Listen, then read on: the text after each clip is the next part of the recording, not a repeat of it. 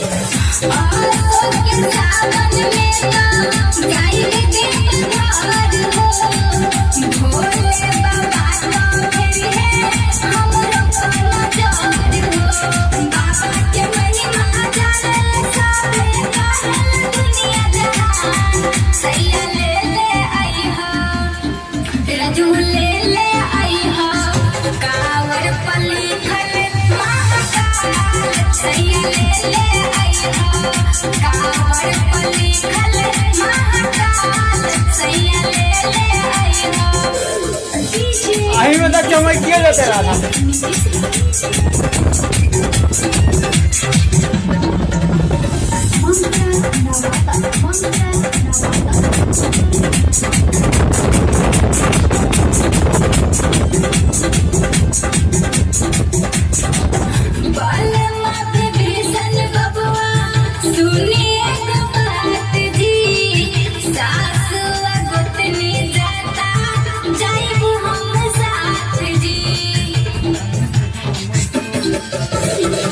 बाल